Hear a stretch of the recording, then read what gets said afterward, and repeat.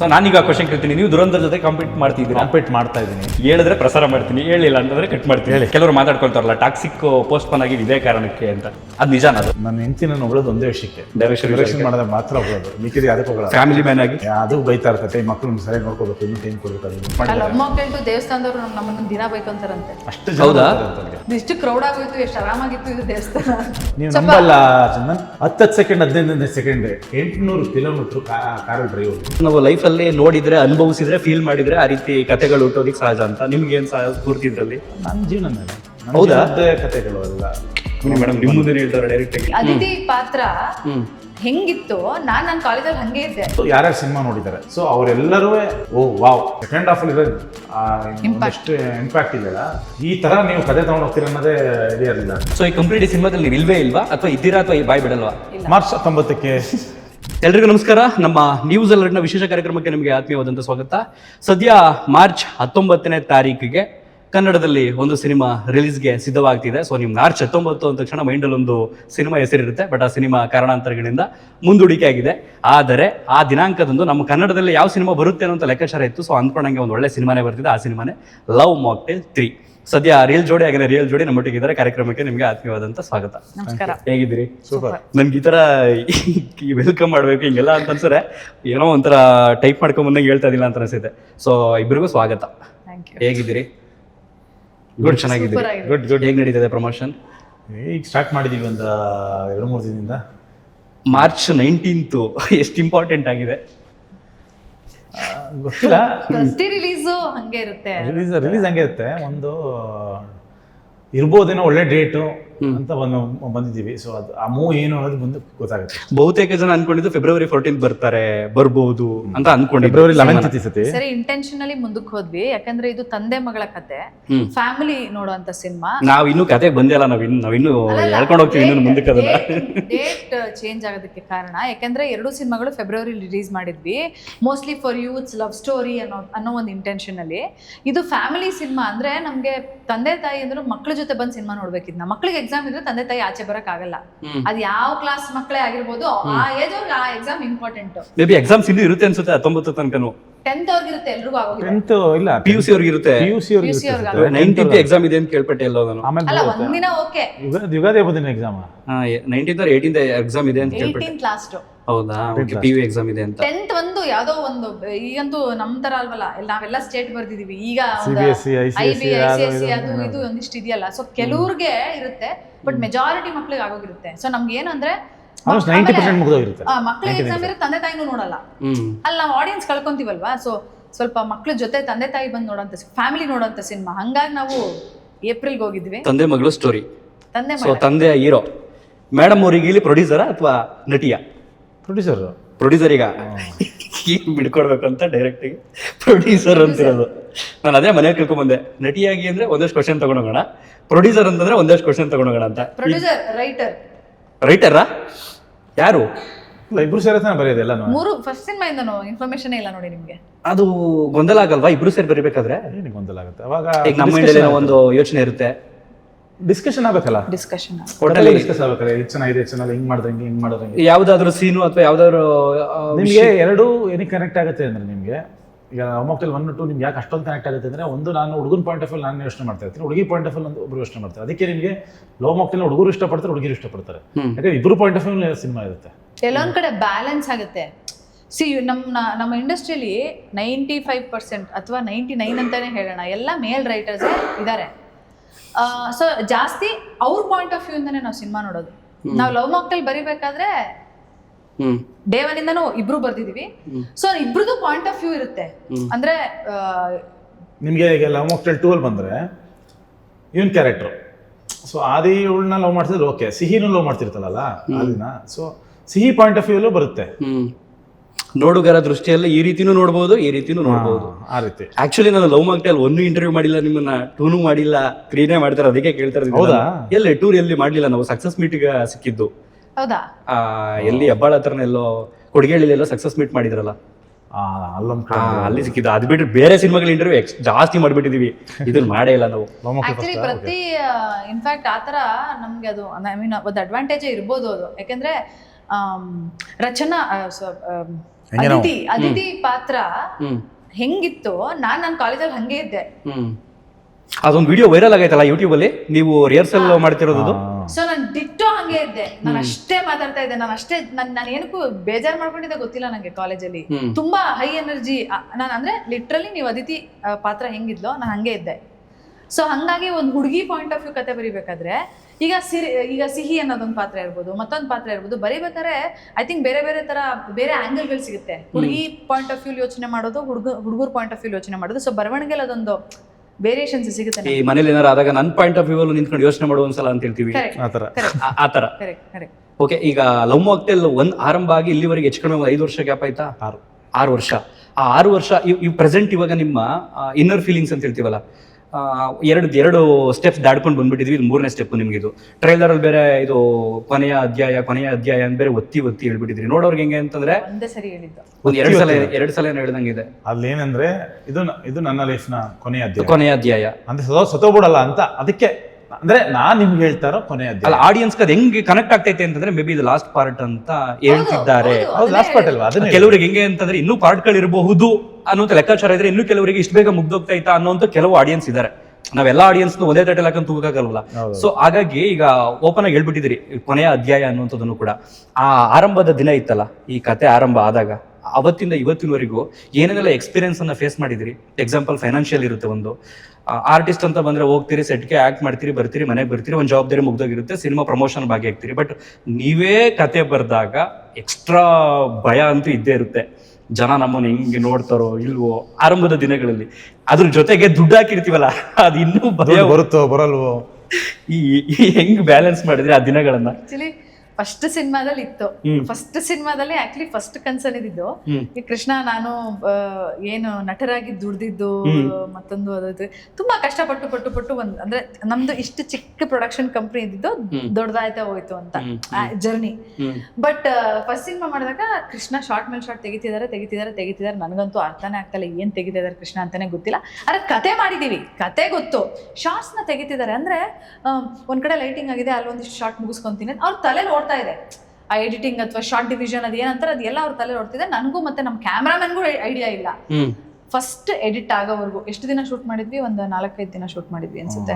ಆ ಎಡಿಟ್ ಆಗಿ ನೋಡೋವರೆಗೂ, ಆ ನೋಡದ ಮೇಲೆ ಕೃಷ್ಣ ಅವ್ರಿಗೆ ಇಷ್ಟೆಲ್ಲ ಬರುತ್ತಾ ಅಂದ್ರೆ ಒಬ್ಬ ನಿರ್ದೇಶನಾಗಿ ಮೊದಲ ನಿರ್ದೇಶನದಲ್ಲಿ ಇಷ್ಟೆಲ್ಲ ಬರುತ್ತಾ ಅಂತ ಅವತ್ತು ಅನ್ಸಿದ್ದು. ಅದೇ ಲಾಸ್ಟ್. ಆಮೇಲೆ ಕನ್ಫ್ಯೂಷನ್ಸ್ ಎಲ್ಲ ಕಟ್ ಆಫ್ ಆಗುತ್ತೆ. ಅಂದ್ರೆ ಕೃಷ್ಣ ಅವ್ರು ಮಾಡೋ ಕೆಲಸ ಅಥವಾ ಅವ್ರಿಗಿರೋ ಕ್ಲಾರಿಟಿ, ಸಿನಿಮಾ ಮೇಲಿರೋ ಕ್ಲಾರಿಟಿ ನೀವು ನಂಬಲ್ಲ.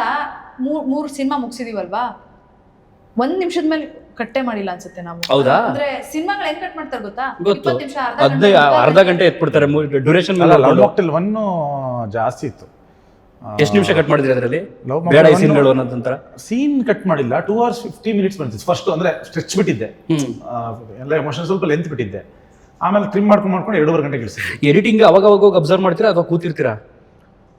1ನಲ್ಲಿ ಒಂದ್ಸಲಿ ಶೆಡ್ಯೂಲ್ ಮಾಡೋದು, ಒಂದು ಶೆಡ್ಯೂಲ್ ಎಡಿಟ್ ಮಾಡೋದು. ನಾನು ಜಸ್ಟ್ ಯಾಕೆಂದ್ರೆ ನಾನೇ ಇಂಟರ್ವ್ಯೂ ಮಾಡ್ಕೊಂಡು ಹೋಗ್ತೀನಿ ಅನ್ಕೊಳ್ಳಿ, ನಾನು ಯಾರು ಎಡಿಟರ್ ಕೊಟ್ಬಿಡ್ತೀನಿ, ಪ್ರೋಮೋ ಯಾವ್ದು ಕಟ್ ಮಾಡ್ತಾನೋ ನನ್ಗೆ ಇದ್ಬೇಕು ಆಡಿಯನ್ಸ್. ಇವತ್ತು ನಾನು ಶೂಟ್ ಮಾಡಿದ್ದೀನಿ ಅಂದ್ರೆ ಅದು ನಾಳೆಗೆ ಎಡಿಟ್ ಆಗೋಗಿರುತ್ತೆ. ನಿಮ್ ನೆನಪಲ್ಲಿ ಉಳ್ಕೊಳ್ತಾ ಇರುತ್ತೆ, ಇಲ್ಲ ಸ್ವಲ್ಪ ಒಂದು ಗ್ಯಾಪ್ ಆಗೋಗಿರುತ್ತೆ. ಅದಾದ್ಮೇಲೆ ನೆಕ್ಸ್ಟ್ ಶೂಟಿಂಗ್ ಹೋಗೋದು ನಾನು. ಸೊ ನಾವು ಬರೀ ಒಂದು ಯೂಟ್ಯೂಬ್ ಅಲ್ಲಿ ಒಂದು ಇಂಟರ್ವ್ಯೂ ಎಡಿಟ್ ಮಾಡೋದಕ್ಕೆ ನಾವೇ ಕುತ್ಕೊಂಡು ನೋಡಿದ್ರೆ ಇನ್ನೂ ಸ್ಯಾಟಿಸ್ಫೈಡ್ ಆಗ್ತಾ ಇರುತ್ತೆ. ಅವ್ನು ಎಡಿಟ್ ಮಾಡಿ ಔಟ್ಪುಟ್ ಕಳ್ಸಾದ್ಮೇಲೆ ಇದು ಚೇಂಜ್ ಮಾಡ್ಬೇಕು, ಟೈಮಿಂಗ್ಸ್ ಹೋಗ್ತಾ ಇರುತ್ತೆ. ನೀವು ಅಲ್ಲೇ ಕುತ್ಕೊಂಡು ಮಾಡಿಸ್ತಿದ್ರಿ. ಎಷ್ಟು 20 minutes ಮಾಡಿದ್ವಾ ಅದು ಫಸ್ಟ್ ಫಿಲ್ಮ್ ಅಲ್ಲಿ? First film 20 minute. ತುಂಬಾ ದೊಡ್ಡ ಕತೆ ಅದು. ಅಂದ್ರೆ ಏನೇನು ಬರ್ಕೊಂಡಿದ್ದೆ ಎಲ್ಲ ತೆಗ್ದಿದ್ದೆ. ಅದು ಆಮೇಲೆ 20 ನಿಮಿಷ ನಡೆಸಿದ್ವಿ. 20 ನಿಮಿಷ ಅಲ್ಲಿ ಸೀನ್ಗಳ ತರ ಯಾವ್ದೋ ಒಂದು ಫೈಟ್ ತೆಗ್ದಿದ್ದೆ. ಲೆಂತ್ ಆಗೋಯ್ತು. ಒಂಚೂರು ತೆಗೆಣ ಅಂತ ಒಂದ್ ಸ್ವಲ್ಪ ಕ್ರಿಸ್ಪ್ ಮಾಡಿ ಅಷ್ಟು. ಲವ್ ಮಾಕ್ಟೇಲ್ 2 ಅಲ್ಲಿ ಲವ್ ಮಾಕ್ಟೇಲ್ 2 ಬಹುಶಃ ಒಂದು 2 ನಿಮಿಷ ಟ್ರೈ ಮಾಡಿರ್ಬೇಕು. 2 ನಿಮಿಷ ಎಕ್ಸ್ಟ್ರಾ ಶೂಟ್ ಮಾಡಿರೋದ್ನ ಅಷ್ಟೇ.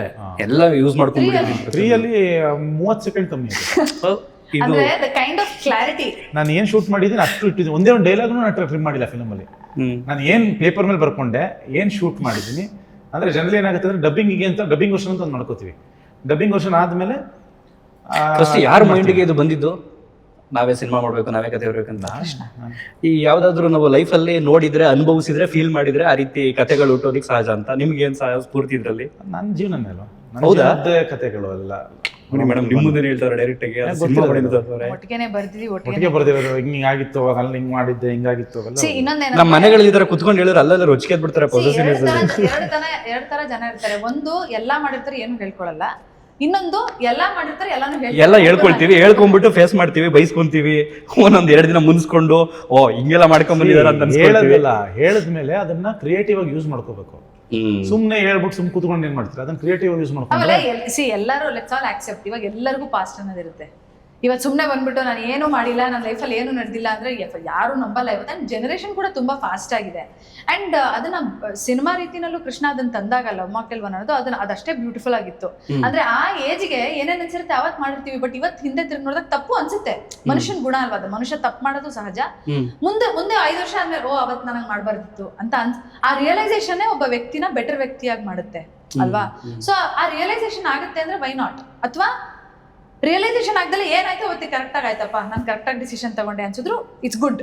ಸೊ ಆ ರೀತಿ ಕೃಷ್ಣ ಇನ್ಸ್ಪಿರೇಷನ್ ತಗೊಂಡು ಮಾಡಿದ್ದು. ಬಟ್ ಡೈರೆಕ್ಷನ್ ವಿಚಾರಕ್ಕೆ ಬಂದ್ರೆ ಕೃಷ್ಣ ವಾಸ್ ವೆಲ್ ಪ್ರಿಪೇರ್ಡ್. ನಮ್ಗೆ ಯಾರಿಗೂ ಬಹುಶಃ ಗೊತ್ತಿರಲಿಲ್ಲ ಕೃಷ್ಣ ಅವ್ರಿಗೆ ನಿರ್ದೇಶನದಲ್ಲಿ ಅಷ್ಟು ನಾಲೆಡ್ಜ್ ಇದೆ ಅಂತ. ಅದು ಸಿನಿಮಾ ನೋಡಿದ್ಮೇಲೆ ಗೊತ್ತಾಗಿದ್ದು.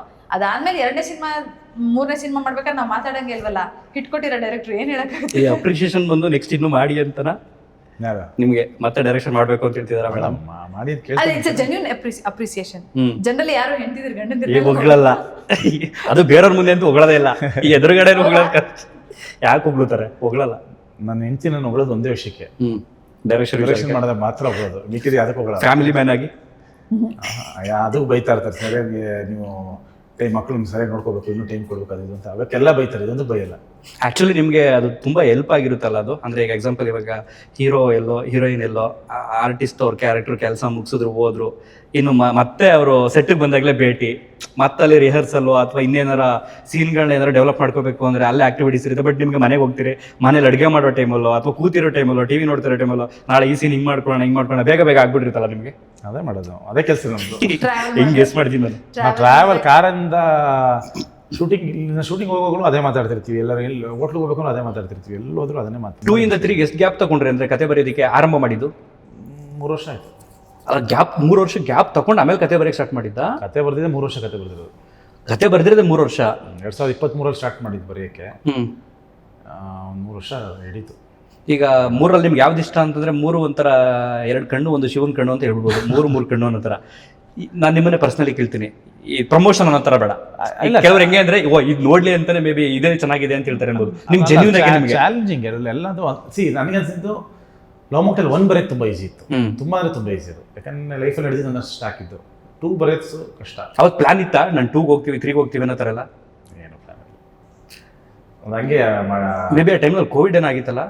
ಯಾವುದು 2 ಅಲ್ಲ 1ನಲ್ಲಿ 1 ಆದ್ಮೇಲೆ ಬಹುತೇಕ ಜನ ನಿಮ್ಗೆ ಹೊಗಳಿಕೆ ಪ್ರಶಂಸೆ ಸಿಕ್ಕಿದ್ದೆ OTT ಪ್ಲಾಟ್ಫಾರ್ಮ್ ಅಲ್ಲಿ ನೋಡಿ. 47ನೇ ದಿನ ಕ್ಲೋಸ್ 43ನೇ ದಿನ 3ನೇ ದಿನ ಕ್ಲೋಸ್ ಆಯ್ತು. 43ನೇ ದಿನ 7 ವಾರ ಥಿಯೇಟರ್ ಹೋಯ್ತು. ತುಂಬಾ ಜನ ಬೇಜಾರು ಮಾಡ್ಕೊಂಡ್ರು, ಅಯ್ಯೋ ಥಿಯೇಟರ್ ನೋಡಕ್ಕಾಗಿಲ್ವಲ್ಲ ಈ ಸಿನಿಮಾನ ಮಿಸ್ ಮಾಡ್ಕೊಂಡ್ರು. ಅವೆಲ್ಲ OTT. ನಾನು ಥಿಯೇಟರ್ ಹೋಗಿ ನೋಡಿದ್ವಿ, ಕಮಲಾನಗರ ವೀರಭದ್ರೇಶ್ವರ ಥಿಯೇಟರ್ ಇದೆ, ಅಲ್ಲಿ ನೋಡಿದ್ದೆ ನಾನು. ಆಕ್ಚುಲಿ ಲವ್ ಮಾಕ್ಟೇಲ್ 1 ತುಂಬಾ ಈಸಿಯಾಗಿ ಬರದ್ವಿ. ಲವ್ ಮಾಕ್ಟೇಲ್ 2 ತುಂಬಾ ಕಷ್ಟ ಆಯ್ತು ಬರೆಯಕ್ಕೆ. ರೈಟಿಂಗ್ ಅಂತ ಬಂದಾಗ ಸಿಕ್ಕಾಪಟ್ಟೆ ಕಷ್ಟ ಆಯ್ತು. ಅಲ್ಲ ಇವತ್ತಿಗೆ ನಾನು ಆಗ್ಲೇ ಹೇಳಿದಾಗ 2 ಮೆಟ್ಲು ದಾಡ್ಕೊಂಡು 3ನೇ ಮೆಟ್ಲು ನಿಂತಿದ್ರಿ. 2 ಮೆಟ್ಲು ಸಕ್ಸಸ್ ಸಿಕ್ಕಿದೆ. ಬಟ್ ಆ ಮೊದಲನೇ ಮೆಟ್ಲು ಹತ್ಬೇಕಾದ್ರೆ ನಿಮ್ಗೆ ಅಡೆತಡೆಗಳು ಜಾಸ್ತಿ ಇದ್ದು.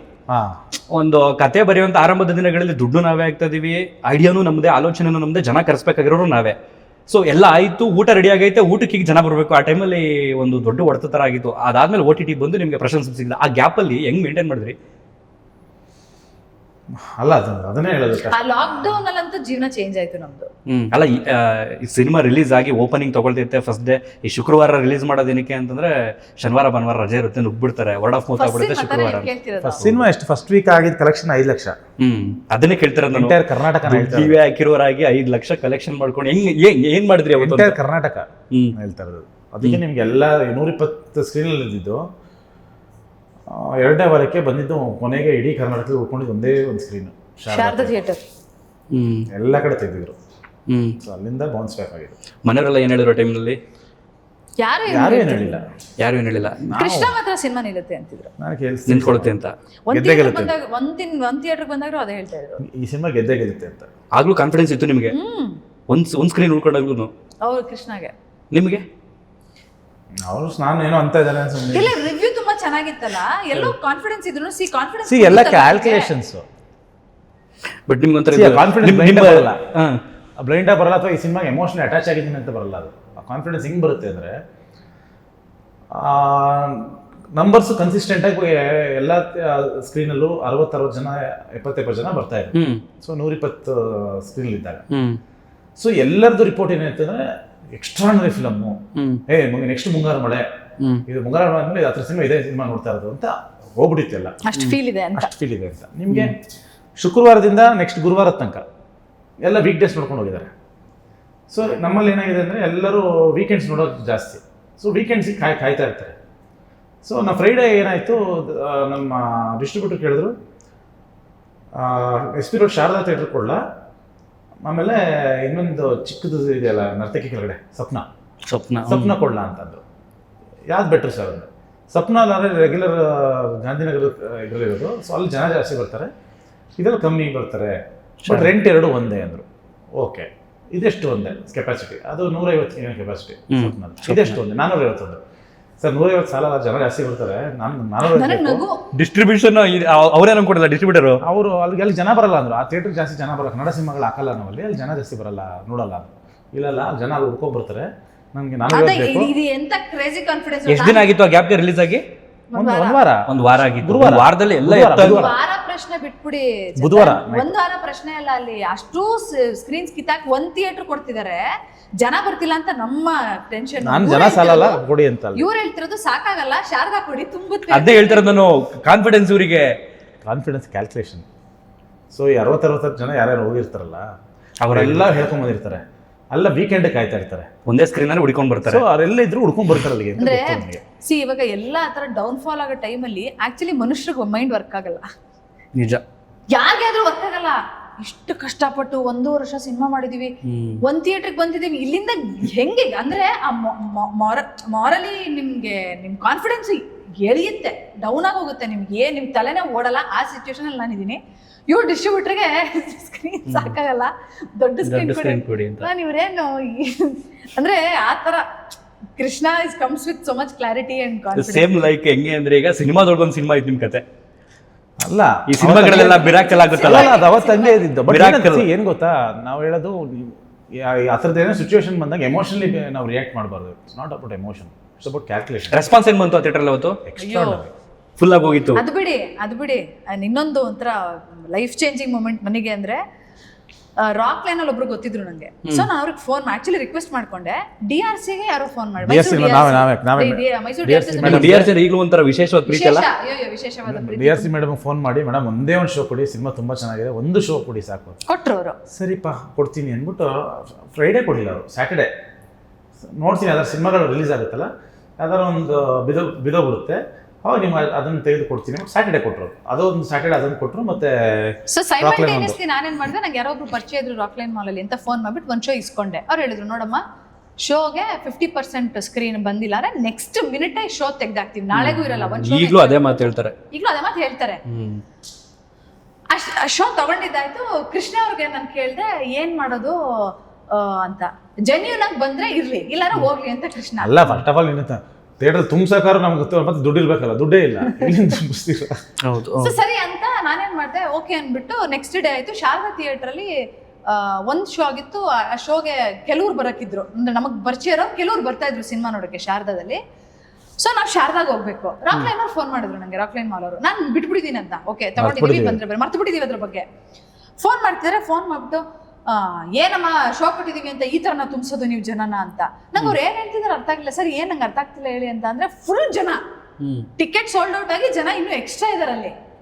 ನಮಗ್ ಐಡಿಯಾನೇ ಇಲ್ಲ, ತುಂಬಿಸ್ಬಿಟ್ಟಿದ್ದಾರೆ. ಅದೊಂದೊಂಥರ ಲೈಫ್ ಚೇಂಜಿಂಗ್. ನಾನ್ ಕೇಳ್ತೀನಿ, ಅದೇ ಮಿರಾಕಲ್ ನಿಜವಾಗ್ಲೂ ಫೀಲ್ ಆಗಿದಾರ, ಜನ ಬಂದಿದಾರ ಅಂತ ಕೇಳ್ತೀನಿ. ಕಣ್ಣಾರೆ ಹೋಗಿ ನೋಡೋ ತನಕ ಸಮಾಧಾನ ಆಗಲ್ಲ. ಅದನ್ನ ಅವ್ರೇನ್ ಹೇಳ್ತಿದಾರ ಗೊತ್ತಾ, ಏನ್ ಹಿಂಗ್ ಕೇಳ್ತೀರಾ ಮೇಡಮ್, ಕಳ್ಸ್ಬಿಟ್ಟು ಇಲ್ಲ. ಸರಿ ಬಿಡಿ ಆಯ್ತು ಅಂತ ಫೋನ್ ಕಟ್ ಮಾಡ್ಬಿಟ್ಟು ಶಾರದಾ ಥಿಯೇಟರ್ ಅಲ್ಲಿ, ಅಷ್ಟ್ರಲ್ಲಿ ಶಾರದಾ ಥಿಯೇಟರ್ ಅಲ್ಲಿ ರನ್ ಆಗ್ತಿತ್ತು ಶೋ.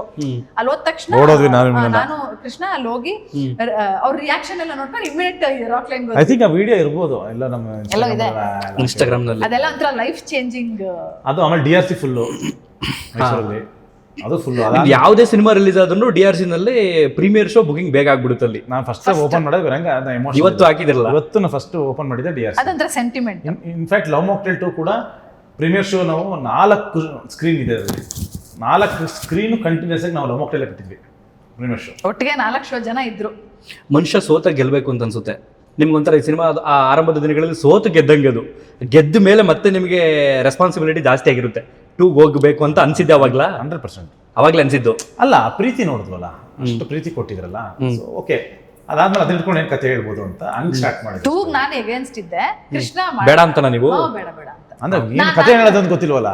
ಇಲ್ಲ, ದೇವ್ರು ಒಂದ್ಸಲ ಮಿರಾಕಲ್ ಮಾಡೋನೆ ಪದೇ ಪದೇ ಯಾಕಪ್ಪ ಅಂತ ಸ್ವಲ್ಪ ಆತರ ಆಡಿಯನ್ಸ್ ಅಷ್ಟು ಚೆನ್ನಾಗಿ ಅಕ್ಸೆಪ್ಟ್ ಮಾಡ್ಕೊಂಡಿದ್ದಾರೆ. ಬಿಟ್ಬಿಡೋಣ ಬೇಡ, ಮುಂದಕ್ಕೆ ಹೋಗೋಣ, ಬೇರೆ ಮಾಡೋಣ ಅಂತ. ಕೃಷ್ಣ ಯಾಕೆ ಮಾಡ್ಬಾರ್ದು ಅಂತ ಯೋಚನೆ ಮಾಡು ಅಂತ. ಕರೆಕ್ಟ್. ಬೇಡ ಅಂತ ಇದೆಯಾ? ಏನಕ್ಕೆ ಬೇಡ ಅಂತ ಇದೆಯಾ? ಅಷ್ಟೊಂದು ಆಲ್ರೆಡಿ 2 ಅನ್ನೋದು ಎಲ್ಲ ಕಡೆ ಟ್ರೆಂಡ್ ಆಗ್ಬಿಟ್ಟಿತ್ತು ಸಿನಿಮಾಗಳದು. ಅಲ್ಲ, ಯಾಕೆ ಬೇಡ ಅಂತ ಏನಕ್ಕೆ? ಬಟ್ ಕತೆ ಬರಿತಾ ಯೋಚನೆ ಮಾಡ್ಬೋದಲ್ಲ, ಏನಾಗುತ್ತೆ, ತಪ್ಪೇನಿದೆ, ಯೋಚನೆ ಮಾಡು. ಅವತ್ತು ತಗೊಂಡಂತ ನಿರ್ಧಾರ ಇವತ್ತು ತಂದು ನಿಲ್ಸಿದೆ. ಲವ್ ಮಾಕ್ಟೇಲ್ 2 ಬಂದು ಏನಾರು ಕೂರಿಸ್ಬಿಟ್ಟಿದ್ರೆ, ಅಲ್ಲ ಲವ್ ಮಾಕ್ಟೇಲ್ 2 ಬಂದು ನಿಮ್ಗೆ ಲವ್ ಮಾಕ್ಟೇಲ್ ಏನು ಹಿಟ್ ಆಗಿತ್ತು, 5 times ಬಿಗರ್ ಹಿಟ್ ಅದು. ಹೌದು, ಹೆವಿ ಮ್ಯಾಸಿವ್ ಓಪನಿಂಗ್. ಇದಕ್ಕೋಸ್ಕರ ನೀವು ಹೊಗಳಬೇಕೀಗ, ಡೈರೆಕ್ಷನ್ ಬಿಟ್ಟು ಈ ನಿರ್ಧಾರಕ್ಕೆ ಹೊಗಳಬೇಕೀಗ. 2 ನಿರ್ಧಾರಕ್ಕ ಇಲ್ಲ, ಕೃಷ್ಣ ಏನೇ ನಿರ್ಧಾರ ಮಾಡಿದ್ರು ಪರ್ಸನಲ್ ಲೈಫ್ ಪ್ರೊಫೆಷನಲ್ ಲೈಫಲ್ಲಿ ತುಂಬಾ ಕನ್ವಿಕ್ಷನ್ ಇಂದಾನೆ ತಗೊಂಡು ಅದನ್ನ ಅಷ್ಟೇ ನೀಟಾಗಿ ಮಾಡಿ ಮುಗಿಸುವಂತ. It's is character. ಸಿನಿಮಾ ಅಂತಲ್ಲ, ಏನಾರು ಒಂದ್ ಮಾಡ್ಬೇಕು, ಎಲ್ಲರೂ ಹೋಗ್ಬೇಕು ಅಂದ್ರೆ ನಿಮ್ದು ಯಾವ್ದು ವಾಪಸ್ ಬರಲ್ಲ. ಇನ್ನು ಯಾವ್ದೇ ನಿರ್ಧಾರ ತಗೊಂಡ್ರು ನೀನು ಹಂಗಿಲ್ಲ, ತಗೊಂಡ್ ಮುಂದಕ್ಕೆ ಬರುತ್ತೆ. ಆಲ್ರೆಡಿ 2 ಸಲ ನೀವು ಅಚೀವ್ ಮಾಡ್ಬಿಟ್ಟಿದಿರಲ್ಲ, ಡಿಸ್ಕಷನ್ ಆಗುತ್ತೆ, ಅದು ಬೇಕಾ ಹಂಗೆ ಹಿಂಗೆ ಅಂತೆಲ್ಲ ಡಿಸ್ಕಷನ್ ಆಗುತ್ತೆ. ಬಟ್ ಈಗ ಏನೇ ಗೊತ್ತಾ, ಈಗ 3 ಮಾಡ್ತಿದ್ದೀನಿ ಅಂದಾಗ ಎಲ್ಲರೂ 2 ಮಾಡಿಲ್ಲ, 3 ಮಾಡೋದು ಇದಂಗೆ 3 ಮಾಡ್ಬಿಡ್ತೀರಾ, ಅವಂಗೆ ಅದೇನು ಕಥೆ ಇರುತ್ತೆ, ಹಂಗೆಲ್ಲ ಆಗಲ್ಲ ಅಂದ್ರು ತುಂಬಾ. ಈಗಲೂ ನಾನು ಈಗಲೂ ಅಂತಾರೆ, ಅದು ಒಂದು ಭಯ. ಅಂದ್ರೆ 3 ಸಕ್ಸಸ್ ಮಾಡಕ್ಕಾಗಲ್ಲ, ಅದನ್ನೇ ಹಿಡ್ಕೊಂಡು ಹೇಳಕ್ಕಾಗಲ್ಲ ಅನ್ನೋದೊಂದು ಭಯ. ಸೊ ಸಿನಿಮಾದ ಕ್ಲೈಮ್ಯಾಕ್ಸ್ ನೋಡಿದಾಗ ಹೆಂಗ್ ಹೇಳ್ಬೋದು ಇನ್ನು ಮುಂದಕ್ಕೆ, ಹೆಂಗ್ ಕ್ರಿಯೇಟ್ ಮಾಡ್ಬೋದು ಅಂತ ನಿಮ್ಗೆ ಗೊತ್ತಿಲ್ದಿರೋ ರೂಟ್, ಅದು ಗೊತ್ತಿಲ್ಲದ ರೂಟ್ಗೆ ಹೋಗ್ತಾ ಇದಾರೆ ಅಂದಾಗ ಎಲ್ಲರೂ ಭಯ ಪಟ್ಟೆ ಪಡ್ತಾರೆ. ಗೊತ್ತಿಲ್ಲದ ರೂಟ್ ಎಲ್ಲ ಕಥೆಗಳು ಸಿಕ್ಕೋದು. ನಾನು ಹೇಳೋದು ಗೊತ್ತಿಲ್ಲ, ತಲೆ ಕೆಡ್ಸ್ಕೊಬಿಡಿ. ಅದು ಚಾಲೆಂಜಿಂಗ್ ಅಲ್ವಾ? ಆಯ್ತು, ಅಲ್ಲೂ ಮಾಡ್ತೀವಿ, ಅಲ್ಲೂ ಟ್ರೈ ಮಾಡೋಣ. ಬಟ್ 3 ಮಾಡ್ತೀನಿ ಅಂದಾಗ ನನಗೆ ತುಂಬಾ ನನ್ನ ಒಂದು ಅಪೋಸಿಷನ್ ಇರಲಿಲ್ಲ. 3 ಮಾಡೋಣ ಅಂತ ಏನು ಆಲ್ಸೋ 3 ಮಾಡ್ತೀವಿ ಅಂತ ಡಿಸೈಡ್ ಆಗ ಮುಂಚೆ ಮೈಂಡ್ ಸೆಟ್ ಓಪನ್ ಆಗಿತ್ತು. ಕತೆ ಸಿಕ್ಕಿದ್ರೆ 3 ಮಾಡೋಣ ಯೋಚನೆ, will be open to that thought. ಸಿಕ್ಲಿಲ್ವಾ ಬೇರೆ ಸಿನಿಮಾ ಮಾಡೋಣ ಅಂತ. ಬಟ್ ಲವ್ ಮಾಕ್ಟೇಲ್ 3 2023-24 2 ವರ್ಷ ಒಂದು ಕತೆ ಬರೆದಿದ್ದೀವಿ. 2 ವರ್ಷ, ಆಲ್ಮೋಸ್ಟ್ 1.5 ವರ್ಷ. ಆ ಕತೆ ಟೇಕ್ ಆಫ್ ಮಾಡಲಿಲ್ಲ ನಾವು, ಆ ಕತೆ ಟೇಕ್ ಆಫ್ ಆಗಲಿಲ್ಲ. ಇದು ಹೊಸ ಕತೆ ಅಂದರೆ ಮೇ ಕೊನೆಯಲ್ಲಿ, ಮೇ 28-29 ಡೇಟಲ್ಲಿ ನಾನು ನಮ್ಮ ಯದು ರೈಟರು ಮತ್ತು ಕೃಷ್ಣ ಮಾತಾಡ್ಬೇಕಾರೆ, ಇದು 1.5 ವರ್ಷ ಬರ್ದಿದ್ದೀವಿ, ಯಾಕೋ ಟೇಕ್ ಆಫ್ ಆಗ್ತಿಲ್ಲ, ಇದು ಒಂಥರ ಎನರ್ಜಿನೇ ಇಲ್ಲ ಈ ಸ್ಕ್ರಿಪ್ಟಲ್ಲಿ, can we think of something else, ಬೇರೆ ಏನಾರು ಯೋಚನೆ ಮಾಡಿ ಬರೆಯೋಣ ಅಂತ ತಕ್ಷಣ ಪಟ್ಟಂತ ಥಾಟ್ ಬಂದು ಇದು ಟೇಕ್ ಆಫ್ ಆಗಿದ್ದ ಕತೆ. ಆದರೆ ಇದು ತಂದೆ ಮಗಳ ಕತೆ. ತುಂಬಾ ವರ್ಷ ಆಗಿದೆ ನಾವು ಕನ್ನಡ ಸಿನಿಮಾಗಳಲ್ಲಿ ತಂದೆ ಮಗಳ ಕತೆ ನೋಡಿ, ತುಂಬಾ ವರ್ಷ ಆಗಿದೆ. ಮೇ ಬಿ ಪುಷ್ಪಕ ವಿಮಾನದ ಲಾಸ್ಟ್ ಇರ್ಬೋದು ಅಂತ ಅನಿಸುತ್ತೆ ನನಗೆ. ರಮೇಶ್ ಅವ್ರದ್ದು 100ನೇ ಚಿತ್ರ ಇತ್ತಲ್ಲ, ನಾವು ನಿನ್ನೆ ರಾತ್ರಿ ಯಾವ್ದೋ ಸಾಂಗ್ಗಳನ್ನ ಹಾಕೊಂಡು ಕೇಳ್ತಾ ಇರ್ಬೇಕಾದ್ರೆ ಮುದ್ದು ಮಗಳೇ ನೀನು 10 ವರ್ಷ ಆಯ್ತು. ಹೌದಾ? 1 ಡೆಕೇಡ್ ಆಗಿದೆ. ಮಗಳು ಸೆಂಟಿಮೆಂಟ್ ಸಿನಿಮಾ ಬಂದಿಲ್ಲ, ಇವೆಲ್ಲ ಕವಚ ಅಂತ ಶಿವರಾಜ್ ಕುಮಾರ್ ಅವ್ರದ್ದು ಬಂತಲ್ಲ, ಅದ್ರಲ್ಲಿ ಮಗಳು ಸೆಂಟಿಮೆಂಟ್ ಇದೆ. ರೀಸೆಂಟ್ ಆಗಿ ಯಾವ್ದು ಬಂದಿಲ್ಲ. ನಮ್ಮ ಸುತ್ತಮುತ್ತ ಪ್ರತಿದಿನ ಇರೋಂಥ ಒಂದು ಎಮೋಷನ್ ಇದು. ಅವು ಅದ್ರ ಮೇಲೆ ನಾವು ಆಕ್ಚುಲಿ ಸಿನಿಮಾಗಳನ್ನ ಮಾಡ್ಕೊಂಡು ನನಗೆ ಇಂಟರ್ವ್ಯೂ ಮುಗಿಸುವಂತ ಅಂತ್ಯದಕ್ಕೆ ಅದಕ್ಕೆ ಬರ್ತಿದೆ. ಈಗ ಏನ್ ಸ್ಪೆಷಲ್ ಕತೆ ಅಂದ್ರೆ, ಈ ರೀತಿ ಕತೆಗಳನ್ನ ನಾವು ನೋಡೇ ಇಲ್ವಾ, ಡಿಫ್ರೆಂಟ್ ಆಗಿದೆಯಾ ಏನಾದ್ರು ಈ ಸಿನಿಮಾದಲ್ಲಿ? ನಾನು ಹೇಳ್ತಿರೋದು ಲವ್ ಮಾಕ್ಟೇಲ್ 1 ಸಿನಿಮಾ ಇದೆಯಲ್ಲ, ಅದು ಬಂದು ತುಂಬಾ ಸ್ಪೆಷಲ್ ಕತೆ ಏನಲ್ಲ. ಅದು ಕಮಿಂಗ್ ಆಫ್ ಏಜು, ಬಯೋಟೋಗ್ರಾಫರ್ ಇದೆ. ಆ ಥರ ಸಾಕಷ್ಟು 96 ಸಿನಿಮಾ ನಾನು ಇನ್ಫ್ಯಾಕ್ಟ್ ನಾನು ಇನ್ಸ್ಪೈರ್ ಆಗಿದ್ದೆ 96 ಸಿನಿಮಾ ನೋಡ್ಬಿಟ್ಟು ನಮ್ಮ ಕತೆ ನೋಡ್ಬೋದು, ನನ್ನ ಲೈಫಲ್ಲಿ ನಡೆದಿಲ್ಲ ಅಂತ ಮಾಡಿರೋ ಕತೆ 96-99. ಸೊ ಎಲ್ಲರ ಲೈಫಲ್ಲಿ ನಡೆದಿರೋ ಕತೆ ತಗೊಂಡು ಮಾಡಿರೋದು. ಬಟ್ ಲವ್ ಮಾಕ್ಟೇಲ್ 2 ಬರುತ್ತಲ್ಲ, ನಿಮ್ಗೆ ಅದು ಆ ಕತೆ ತುಂಬಾ ವಿಶೇಷ ನನ್ನ ಪ್ರಕಾರ. ಯಾಕಂದ್ರೆ ಅದನ್ನ ಯೋಚನೆ ಮಾಡೋದು, ಅದನ್ನ ಬರೀ ಇದನ್ನ ಮೆಮೊರಿ ಅಂದ್ರೆ ಅಲಸಿನೇಟ್ ಮಾಡ್ಕೊಂಡು ಹೆಂಡತಿ ಕಳ್ಕೊಂಡ್ರೆ ನೋವನ್ನೇ ಒಂದು ಸಿನಿಮಾ ಮಾಡ್ಬೋದಾ? ಅದು ನನಗೆ ವೆರಿ ಚಾಲೆಂಜಿಂಗ್ ಆ್ಯಂಡ್ ರೈಟಿಂಗಲ್ಲಿ ತುಂಬ ಕಷ್ಟ ಆಯ್ತದೆ ಲವ್ ಮಾಕ್ಟೇಲ್ 2. ಆ್ಯಂಡ್ ಅಗೇನ್ ಈಗ 3 ಅಂತ ಬಂದಾಗ ನೀವು ನೋಡೋದಾಗ ಹೇಳ್ತೀರಾ ಹೆಂಗೆ ಯೋಚನೆ ಮಾಡಿದ್ರಿ ನೀವು ಅಂತ. ನನ್ನ ಒಂದು 15-20 ಜನ ಸಿನಿಮಾ ನೋಡಿದ್ದಾರೆ. ನನಗೆ ಕೇಳೋಣ ಅನ್ಕೊಂಡೆ, ಆಲ್ರೆಡಿ ನೀವು ನೋಡಿದ್ರೆ ಔಟ್ಪುಟ್ನ ಎಷ್ಟು ನಾನು ನೋಡಿದ್ದೀನಿ. ಎಷ್ಟು ಸಲ ನೋಡಿದ್ರಿ? ಅಲ್ಲ ನಾನು ಸುಮಾರು ವ್ಯಾಪಾರಕ್ಕೆ ಇನ್ನೊಂದಕ್ಕೆ ಮತ್ತೊಂದಕ್ಕೆ ಅವಾಗ ನೋಡ್ತಾನೆ ಇದ್ರಿ ನೀವು? ನೀವು ಅಲ್ಲ, ನಾನು ಒಂದು 2,000 ಸತಿ 3,000 ಸತಿ ನೋಡಿರ್ತೀನಿ ಬಿಡಿ ಕ್ಲಿಪ್ಸ್ಗಳನ್ನ. ಕ್ಲಿಪ್ಸ್ ಅಲ್ಲ, ಕೆಲಸ ನಡೀತಿದೆ, ಕೆಲಸ ನಾವೆಲ್ಲ ಮಾಡೋದು. ಆದ್ರೆ ಫೈನಲ್ ಔಟ್ಪುಟ್ ಅಂತ ಬಂದಾಗ ಅದೇ ರೆಕಾರ್ಡಿಂಗ್ ಎಲ್ಲ ಆದ್ಮೇಲೆ ಕುತ್ಕೊಂಡು ನೋಡಿದಾಗ ಎಷ್ಟು ಸಲ ನೋಡಿದ್ರಿ? ನಾನು ಅದು ಏನು ಅಂದ್ರೆ ನಾನು ಅದನ್ನು ತುಂಬಾ ಜಡ್ಜ್ ಮಾಡಕ್ ಹೋಗಿಲ್ಲ, ಒಳ್ಳೇದೋ ಕೆಟ್ಟದು ಏನಂತ. ಬಟ್ ತುಂಬಾ ಓಪನ್ ಆಗಿ ಆನೆಸ್ಟ್ ಆಗಿ ಹೇಳ್ಬೇಕು ಅಂದ್ರೆ, ಅಫ್ಕೋರ್ಸ್ ಲವ್ ಮಾಕ್ಟೇಲ್ 1 ಸಿಕ್ಕಾಪಟ್ಟೆ ಭಯ ಇತ್ತು, ಅಂಡ್ ಆ ಜರ್ನಿನೂ ಹಂಗೆ ಇತ್ತು, ಡಿಪ್ ಆಗಿ ಮೇಲ್ ಬಂದು ಆ ಥರ ಇತ್ತು. ಲವ್ ಮಾಕ್ಟೇಲ್ 2 ಸಿಕ್ಕಾಪಟ್ಟೆ ಭಯ ಇತ್ತು, ಫ್ರಾಂಚೈಸಿ ಫಸ್ಟ್ ಟೈಮ್ ಮಾಡ್ತಾ ಇದೀವಿ ಅಂತ. ಆಕ್ಚುಲಿ ತುಂಬಾ ಆನೆಸ್ಟ್ ಆಗಿ ಹೇಳ್ತೀನಿ, 3ಗೆ ಭಯ ಇಲ್ಲ, ಅದೇನು ಅಂತ ಗೊತ್ತಿಲ್ಲ, ಎಕ್ಸೈಟ್ಮೆಂಟ್ ಇದೆ, ಖುಷಿ ಇದೆ ನಮ್ಗೆ, ತುಂಬಾ ಖುಷಿ ಇದೆ. ಏನೋ ಮಾಡಿದೀವಿ ಅಂತ ತೃಪ್ತಿ ನಮಗಿದೆ. ಅಥವಾ ಎಷ್ಟೊಂದು 20 ಜನ ನೋಡಿದರೆ ಆ ಕಾನ್ಫಿಡೆನ್ಸು ಇರ್ಬೋದು ನಮ್ಗೆ, ಆಮೇಲೆ ನಾವು ನೋಡಿದೀವಿ ಆ ಕಾನ್ಫಿಡೆನ್ಸು ಇರ್ಬೋದು, ಏನೇ ಆಗ್ಲಿ. ಆಮೇಲೆ ನಮ್ಮ ಜಡ್ಜ್ಮೆಂಟ್ ನಮಗೆ ಗೊತ್ತಿರುತ್ತೆ, ಇದು ಯಾವ ಮಟ್ಟಿಗೆ ಮಾಡಿದೀವಿ ಅಂತ. ಒಂದು ಸಿನಿಮಾ ಚೆನ್ನಾಗಿದೆಯಾ ಚೆನ್ನಾಗಿಲ್ವ ಅಂತ ಜಡ್ಜ್ ಮಾಡೋ ಅಷ್ಟು ಕೆಪಾಸಿಟಿ ಅಂತ ದೇವ್ರು ಕೊಟ್ಟರು ನಮಗೆ. ಅದು ಬಿಟ್ಟು ಯಾರ್ಯಾರು ಸಿನಿಮಾ ನೋಡಿದ್ದಾರೆ, ಸೊ ಅವರೆಲ್ಲರೂ ಓ ವಾವ್ ಅಂದರೆ ಫಸ್ಟ್ ಹಾಫ್ ನೋಡ್ತಾ ಇದ್ದೀವಿ ಸರ್, ಓಕೆ ಓಕೆ ಓಕೆ ಏನೋ ಅಲ್ಲೇ ಏನೋ ಹೋಗ್ತಾ ಇದೆ, ಒಂದು ಕಾಮಿಡಿಲಿ ಹೋಗ್ತಾ ಇದೆ ಅಂತ ಅನ್ಕೊಂಡು. ಬಟ್ ಸೆಕೆಂಡ್ ಹಾಫಲ್ಲಿ ಇರೋದು ಎಷ್ಟು ಇಂಪ್ಯಾಕ್ಟ್ ಇದೆಯಲ್ಲ, ಈ ಥರ ನೀವು ಕತೆ ತೊಗೊಂಡು ಹೋಗ್ತೀರ ಅನ್ನೋದೇ ಐಡಿಯಾ ಇರಲಿಲ್ಲ ಅಂತ. ಅಂದರೆ ತುಂಬ ಜನ ಅನ್ಕೊಂಡಿರ್ತಾರೆ, ಈಗ 3 ಹಿಂಗೆ ಪಾಪು ಒಂದು 10 ತೊಗೊಂಡಾದ್ಮೇಲೆ ಹಿಂಗಿರ್ಬೋದು ಹಂಗಿರ್ಬೋದು ನಾನು ಗೆಸ್ ಮಾಡಿದಂಗೆ ಅಲ್ಲ, ಒಂದು 10 ಥರ ಕತೆ ಅನ್ಕೊಂಡಿರ್ತಾರೆ, ಎಲ್ಲರೂ ಅನ್ಕೊಂಡಿರ್ತಾರೆ. ಈಗ ಎಷ್ಟು ಜನ ಇದ್ರೆ ಎಲ್ಲ ಅನ್ಕೊಂಡಿದ್ದಾರೆ. ಇವರೆಲ್ಲರೂ ಅನ್ಕೊಂಡಿರೋದನ್ನು ಬಿಟ್ಟು ಬೇರೆ ಏನೋ ಮಾಡಿದ್ದೀವಿ. ಅವಾಗ ಅವರು ಏನೋ ಗೆಸ್ ಮಾಡಿದರೆ ಕತೆಗೆ ಹೋಗುತ್ತೆ, ಚಾನ್ಸೇ ಇಲ್ಲ, ನಾವು ಹೆಂಗಿರ್ಬೋದು ಹಂಗಿರ್ಬೋದು ಅನ್ಕೊಂಡ್ವಿ, ಈ ಥರ ಗೆಸ್ ಮಾಡಿರಲಿಲ್ಲ ಅಂತ. ಆ್ಯಂಡ್ ಎಲ್ಲರೂ ತುಂಬ ಖುಷಿಯಾದರು. ನನಗೆ ಆ ಸ್ಯಾಟಿಸ್ಫ್ಯಾಕ್ಷನ್ ಬೇಕು ನನಗೆ ಭಾಳ. ಅಂದರೆ ರೈಟಿಂಗ್ ವೈಸು ಎಕ್ಸಿಕ್ಯೂಷನ್ ಆಗಿರೋದೆಲ್ಲ ಸಿಕ್ಕಾಪಟ್ಟೆ ಖುಷಿ ಇದೆ. ಅಂದರೆ ಯಾವ ಸಿನಿಮಾದಲ್ಲೂ ನಾವೇನು ರೈಟಿಂಗ್ ಇಂದ ಎಕ್ಸಿಕ್ಯೂಷನ್ ಯಾವುದು ಮಿಸ್ ಮಾಡಿಲ್ಲ. ತುಂಬ ಚೆನ್ನಾಗಿದೆ ಇದರಲ್ಲಿ ಎಸ್ಪೆಷಲಿ ಸೆಕೆಂಡ್ ಹಾಫಲ್ಲಿ ಅಂತೂ ನಿಮ್ಗೆ ರೈಟಿಂಗ್ ತುಂಬ ಚೆನ್ನಾಗಿದೆ, ಎಮೋಷನ್ಸ್ ತುಂಬ ಚೆನ್ನಾಗಿದೆ, ಆರ್ಟಿಸ್ಟ್ ಪರ್ಫಾರ್ಮೆನ್ಸ್ಗಳು ತುಂಬ ಚೆನ್ನಾಗಿದೆ. ಅದೆಲ್ಲ ಇದೆ, ನಾವು ಜಾಸ್ತಿ ಹೇಳ್ಬಾರ್ದು, ಬಟ್ ಆದ್ರೂ ಒಂಥರ ಎಕ್ಸೈಟ್ಮೆಂಟ್ ಅಲ್ಲಿ ಹೇಳ್ತಿದ್ವಿ, ಬಟ್ ಜನ ಇಲ್ಲ ನಾನು ಫೀಲ್ ಮಾಡ್ತಾ ಇದ್ದೀನಿ ಅದನ್ನ. ಅಲ್ಲ, ಕೂಡ್ಕೊಂಬಂದಿದೆ ನಿಮಗೆ, ಎಲ್ಲವೂ ಕೂಡ್ಕೊಂಬಂದಿದೆ. ಮ್ಯೂಸಿಕ್ ಆಗ್ಬೋದು, ಎಮೋಷನ್ಸ್ ಆಗ್ಬೋದು, ವಿಷಯಗಳ ಸಾಂಗ್ಸ್ ನೆನಪಲ್ಲಿ ಉಳ್ಕೊಳ್ಳೋಂಥ ಇದ್ರಲ್ಲೂ ಇದೆ. ಅಯ್ಯೋ, ನೀವು ಟ್ರೇಲರ್ನ ಡಿಸ್ಟರ್ಬೆನ್ಸ್ ಇಲ್ದರೆ ಒಂದು ಇಯರ್ಫೋನ್ಸ್ ಏನಾರು ಹಾಕೊಂಡು ಫೋನಲ್ಲಿ ನೋಡಿದ್ರೆ ಒಂದು ಇಂಪ್ಯಾಕ್ಟ್ ಇದೆ ಮ್ಯೂಸಿಕ್ ಅಲ್ಲಿ. ನೀವು ಸುಮ್ಮನೆ ಕಣ್ಣು ಮುಚ್ಕೊಂಡು ಟ್ರೇಲರ್ನ ಕೂತ್ಕೊಂಡು ನೋಡಿದ್ದೀನಿ ವಿಜುವಲ್ಸ್ ಮರ್ತ್ಬಿಡಿ, ಸುಮ್ಮನೆ ಕೂತ್ಕೊಂಡು ಮ್ಯೂಸಿಕ್ ಕೇಳಿ. ಲಾಸ್ಟಲ್ಲಿ ಒಂದು ನಿಮಗೆ love mocktail 1 love mocktail 2 music ಆಗುತ್ತೆ ಎಪಿಸೋಡ್ ಹೇಳ್ತೀನಿ, ಲವ್ ಮಾಕ್ಟೇಲ್ 3 ಎಪಿಸೋಡ್ ಹೇಳ್ತೀನಿ ಲಾಸ್ಟ್ ಎಂಡಲ್ಲಿ. ಅದ್ರ ಜಸ್ಟ್ ಕೂತ್ಕೊಂಡು ಟ್ಯೂನ್ ಕೇಳಿ. ನನಗೆ ಆಲ್ಸೋ ಟ್ರೈಲರ್ ನೋಡಿದಾಗ ಸಿನಿಮಾಟೋಗ್ರಫಿ ಕೂಡ ಸೂಪರ್ ಆಗಿ ಮಾಡಿದ್ದಾರೆ ಅಂತ ಅನಿಸ್ತಿತ್ತು. ಆ ಫ್ರೇಮು ನಾನು ಆಲ್ರೆಡಿ ಯಾವುದೋ ಇಂಟರ್ವ್ಯೂ ಹೇಳಿದೆ, ಚೆನ್ನಾಗಿ ಮಾಡಿದ್ದಾರೆ ಜೀವನದಲ್ಲಿ ಅಂದ್ರೆ ಹೆಂಗ್ ಗ್ರೋ ಆಗಿದೀವಿ. ಅಂದರೆ ನಾನು ಕೃಷ್ಣ ರಿಲೇಷನ್ಶಿಪ್ಪಲ್ಲಿ ಇದ್ವಿ, ಮದುವೆ ಆದ್ವಿ, ಈಗ ಮಗು ಆಗಿದೆ, ಫ್ಯಾಮಿಲಿ ಗ್ರೋ ಆಗ್ತಿದೆ. ಸಿನಿಮಾನು ಪಾರ್ಟ್ 1 ಪಾರ್ಟ್ 2 ಪಾರ್ಟ್ 3 ಬಂದಿದ್ದೀವಿ. ಪ್ರೊಡಕ್ಷನ್ ಹೌಸಾಗೂ ನಾವು ಹಿಂಗೆ ಅಂದರೆ ಪ್ರೊಡಕ್ಷನ್ ವ್ಯಾಲ್ಯೂ ಕಾಣುತ್ತೆ, ಕ್ವಾಲಿಟಿ ಕಾಣುತ್ತೆ, ಎಲ್ಲೂ ಕಾಂಪ್ರಮೈಸ್ ಆಗ್ದಲೇ ಕತೆಗೆ ಏನು ಬೇಕು ಅದು. ನೀವು ನಂಬಲ್ಲ ಚಂದನ್, 10 ಸೆಕೆಂಡ್ 15 ಸೆಕೆಂಡ್ ಯಾವುದೋ ಒಂದು ಬೇಕು ನಂಗೆ ಶಾರ್ಟು, ಈ ಥರದ್ದೇನೋ ಬೇಕು ನನಗೆ ಅನಿಸ್ತಾ ಇದೆ ಅಂತ ಅಂದ್ಬಿಟ್ಟು 800 ಕಿಲೋಮೀಟ್ರ್ ಕಾರಲ್ಲಿ ಡ್ರೈವ್ ಹೋಗಿದ್ದೀವಿ. ಇದರಲ್ಲಿದೆ ಆ ಶಾರ್ಟ್. ಅದು ನಾನು ಹೋಗಿದ್ದು ಗುಜರಾತಲ್ಲಿ ಶೂಟ್ ಮಾಡೋಕ್ಕೆ. ಅಲ್ಲಿ ಹೋದ ನಂಗೆ ಸ್ಯಾಟಿಸ್ಫೈ ಆಗಿಲ್ಲ, ಸಾಲಿಲ್ಲ ಅಂತ. ಸರಿ, ಅಲ್ಲಿಂದ ಹೋಗ್ಬಿಟ್ಟು ಅಲ್ಲಿ ಕ್ಯಾಬ್ ಮಾಡಿಕೊಂಡು 800 ಕಿಲೋಮೀಟರ್ ಹೋಗಿದ್ದೀನಿ. 8-9 ಡೇಸ್ ಹೋಗಿದ್ರು ಒಂದು ಸಾಂಗ್ಗೆ. 15 ಸೆಕೆಂಡ್ ಶಾರ್ಟ್ಗೆ 800 ಕಿಲೋಮೀಟರ್ ಹೋಗ್ಬಿಟ್ಟು ಅಲ್ಲೊಂದು 15 ಸೆಕೆಂಡ್ ಶಾರ್ಟ್ ತಗೊಂಡಿದ್ದೆ. ಮತ್ತೆ ಈ ಕಡೆ ಇನ್ನೊಂದು 400 ಕಿಲೋಮೀಟರ್ ಹೋಗ್ಬಿಟ್ಟು ಅಲ್ಲೊಂದು 10 ಸೆಕೆಂಡ್ ಶಾರ್ಟ್. ಅಂದ್ರೆ ಏನ್ ಗೊತ್ತಾ, ಒಂದು ಒಳ್ಳೆ ಸಿನಿಮಾ ಸುಮ್ಮನೆ ಆಗಲ್ಲ ಚಂದನ್, ಅಷ್ಟು ಮಾತ್ರ ನಾನು ಹೇಳ್ಬಲ್ಲೆ. ಅಂದ್ರೆ ಬಹುಶಃ ನಾನು ತುಂಬಾ ಕೃಷ್ಣ ಅವ್ರನ್ನ ಕ್ಲೋಸ್ ಆಗಿ ನೋಡೋದಕ್ಕೆ ಹೇಳ್ತಾ ಇದ್ದೀನಿ. ಅಂದ್ರೆ ಮನುಷ್ಯ ಒಂದು ಚಿಕ್ಕ ಶಾರ್ಟ್ಗೂ ಇದಿರ್ಲಿ ಬಿಡು ಸಾಕು ಶಾರ್ಟು ಅಂತ ಹೇಳಿದ್ರು. ಇಬ್ರು ಕಾಂಪ್ರಮೈಸ್ ಆಗಲ್ಲ. ದಟ್ವೇನ ಕೃಷ್ಣ ಒಬ್ರು ನಾವಿಬ್ರು ತುಂಬಾ ಸ್ಟ್ರಾಂಗ್ ಇಟ್ಟಿದ್ದು. ಸೆಟ್ಟಲ್ಲೂ ಅಷ್ಟೇ. ಕ್ಯಾಮ್ರಾಮನ್ ಇಷ್ಟು ಕಷ್ಟ ಹೋಗ್ಬೇಕಾದ್ರು.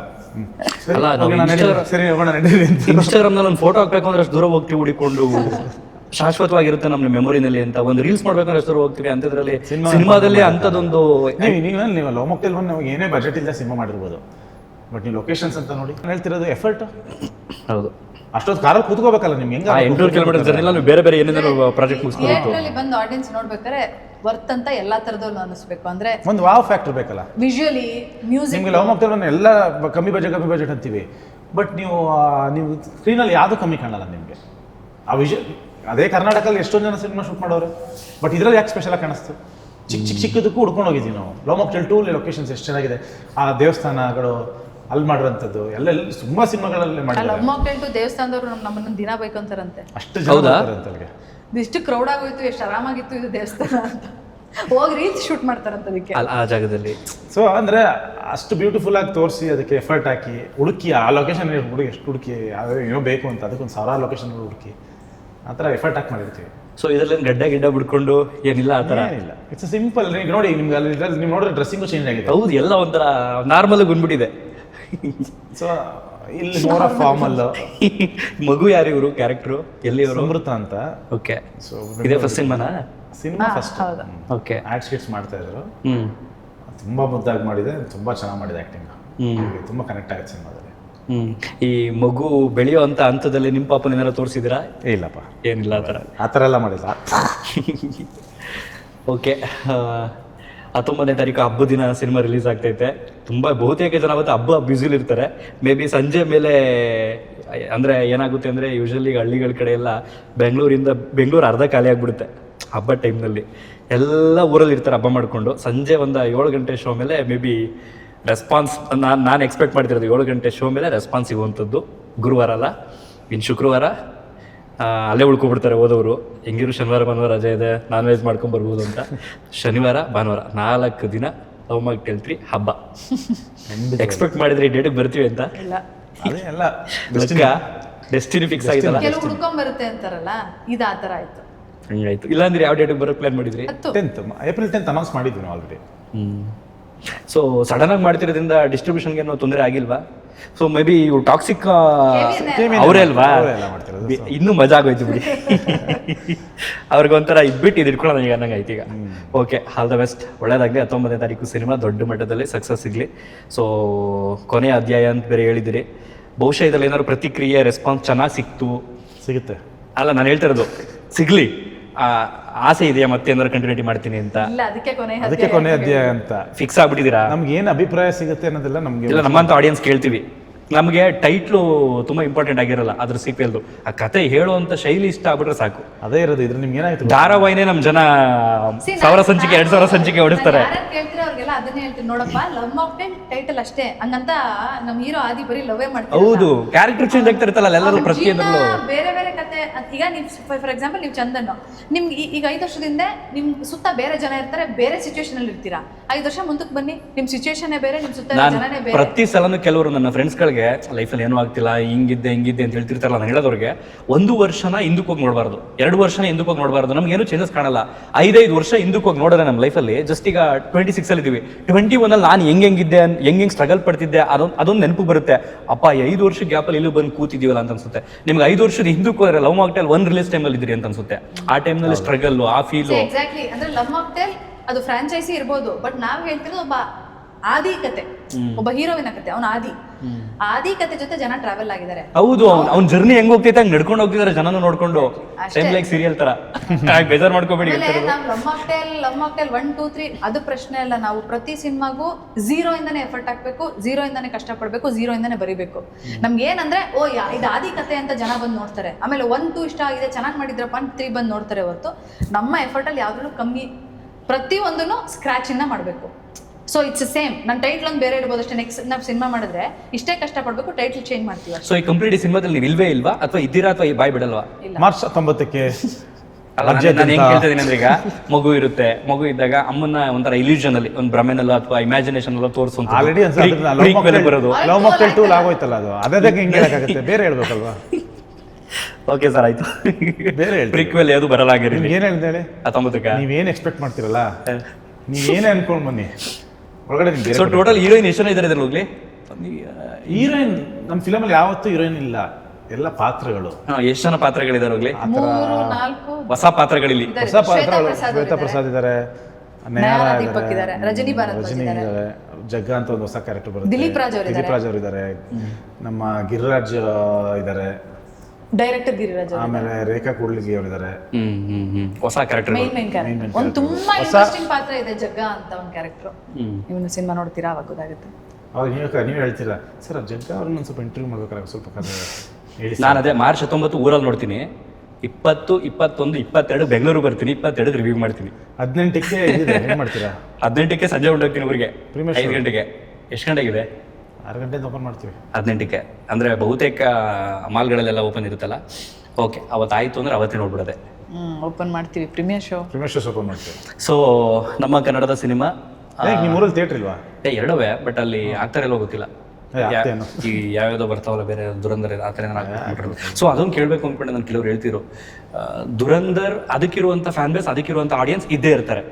ಸೊ ನಮ್ಮ ಸಿನಿಮಾಗಳು ನೋಡಬೇಕು ಅನ್ನುವಂಥ ಫ್ಯಾನ್ ಬೇಸ್ ಆಡಿಯನ್ಸ್ ಇದ್ದೇ ಇರ್ತಾರೆ. ನಾನೇ ಪಾಸಿಟಿವ್ ಆಗಿ ಹೇಳ್ತಾರೆ. ನಿಮ್ಗೆ ಏನು ಅನ್ನಿಸ್ತಿದೆ? ಈ ನಿಮ್ಮೂರಲ್ಲಿ ಯಾವ ಪಿಕ್ಚರ್ ನೋಡ್ತಾರೆ?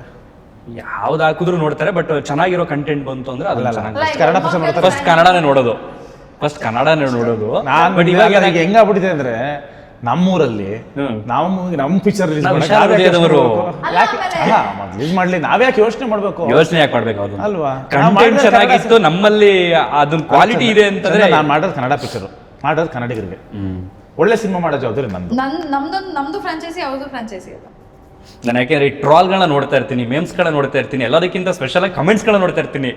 ಟಾಕ್ಸಿಕ್ ಪೋಸ್ಟ್ ಮಾನ್ ಆಗಿದ್ದು ಅದೆಲ್ಲ ಎಂಥದ್ದು ಪೇಡ್ ಪ್ರೀಮಿಯರ್ ಬುಕ್ಕಿಂಗ್ ಆಗಿದ್ದು ಎಷ್ಟೋ ಲಕ್ಷ ಆಗೋಗಿತ್ತು ದುರಂಧರ್ಗೆ. ಟಾಕ್ಸಿಕ್ ಇದಾಗೋಗಿತ್ತು. ಅದನ್ನ ನೋಡ್ಕೊಂಡ್ಬಿಟ್ಟು ಒಂದು ಸಾಂಗ್ ಬಿಟ್ಟರು, ಜಸ್ಟ್ ಆಡಿಯೋ ಸಾಂಗು, ಅದರಲ್ಲಿ ಆಡಿಯನ್ಸ್ ಪಲ್ಸ್ ನೋಡೋಣ ಅಂತ ಅಂದ್ಬಿಟ್ಟು ಈಗ ಆಗ್ತಿಲ್ಲ ಅಂತ ಅಂದ್ಬಿಟ್ಟು ಹಿಂದಕ್ಕೆ ಹೋಗ್ಬಿಟ್ರು. ಅದರಲ್ಲಿ ಇವ್ರು ಹೆಂಗೆ ಬರ್ತಾವ್ರೆ, ಅವರೇ ಹೋಗ್ಬಿಟ್ರು, ಇವ್ರು ಹೆಂಗೆ ಬರ್ತಾರೆ, ಈ ಥರ ಲೆಕ್ಕಾಚಾರ ಎಲ್ಲ ಹಾಕೋರು ಇದ್ದೇ ಇರ್ತಾರಲ್ಲ.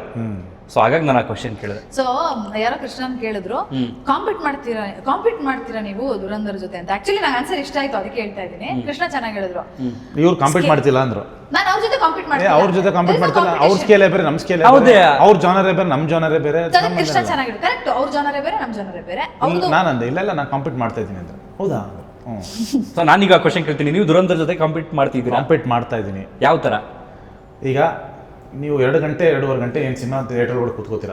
ಒಂದು ಸಿನಿಮಾ ನೋಡಿದಾಗ ಒಂದು ಸ್ಯಾಟಿಸ್ಫ್ಯಾಕ್ಷನ್ ಕೊಡುತ್ತೆ, ಇಷ್ಟ ಆದರೆ. ನಮ್ಗೆ ಜಾಸ್ತಿ ಸ್ಯಾಟಿಸ್ಫ್ಯಾಕ್ಷನ್ ಕೊಡುತ್ತಾ, ಅವ್ರಿಗೆ ಜಾಸ್ತಿ ಸ್ಯಾಟಿಸ್ಫ್ಯಾಕ್ಷನ್ ಕೊಡುತ್ತಾ, ಅದಕ್ಕೆ ನಾನು ಚಾಲೆಂಜ್ ಮಾಡ್ತೀನಿ, ಅದಕ್ಕೆ ನಾನು ಕಾಂಪೀಟ್ ಮಾಡ್ತೀನಿ.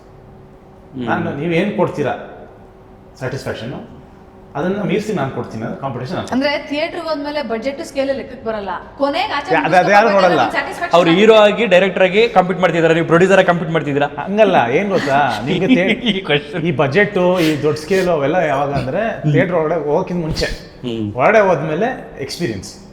ನಿಮಗೆ ಸಿನಿಮಾ ಒಳಗಡೆ ಎಷ್ಟು ಮಟ್ಟಿಗೆ ಒಳಗಡೆ ಕರ್ಕೊಂಡು ಹೋಗ್ತಾರೆ, ಏನು ಹೇಳ್ತೀವಿ. ಅಲ್ಲ, ನಮ್ಮಲ್ಲಿ ಗೆದ್ದಿರೋಂಥ ಎಕ್ಸಾಂಪಲ್ಗಳಿದೆಯಲ್ಲ. ಬಾಹುಬಲಿ ಬಂದಾಗ ಇಲ್ಲಿ ನಮ್ಮ ರಂಗಿತರಂಗ ಗೆದ್ದಿದ್ದ ಎಕ್ಸಾಂಪಲ್ ಇದೆಯಲ್ಲ ಕನ್ನಡಿಗರಿಗೆ. ನಾನು ಹೇಳ್ತಿರೋದು ಅದು ಯಾವ ಸಿನಿಮಾ ಬಂದ್ರು ಅಲ್ಲ, ನಾನು ಹೇಳ್ತಿರೋದು ಬಾಹುಬಲಿ ಎಕ್ಸ್ಟ್ರಾರ್ಡಿನರಿ ಗೆದ್ದಿತ್ತು. ಆ ಟೈಮ್ನಲ್ಲಿ ಬಂದವರಲ್ಲ ಇವರು, ಈ ಟೈಮಲ್ಲಿ ಬೇಕಿತ್ತ ಅನ್ನೋಂಥ ಚಕಾರಗಳು ಬಂದಿದ್ದು. ಹಂಗಲ್ಲ, ಈಗ ಜನ ಗೆಲ್ಸಿರಲ್ಲ ಅದನ್ನ. ಅಲ್ಲಲ್ಲ, ಬಾಹುಬಲಿ ಬಂದು ಪೀರಿಯಡ್ ಸಿನಿಮಾದಲ್ಲಿ ಬೆಸ್ಟ್ ಫಿಲಮ್ ಮಾಡಿದ್ರು.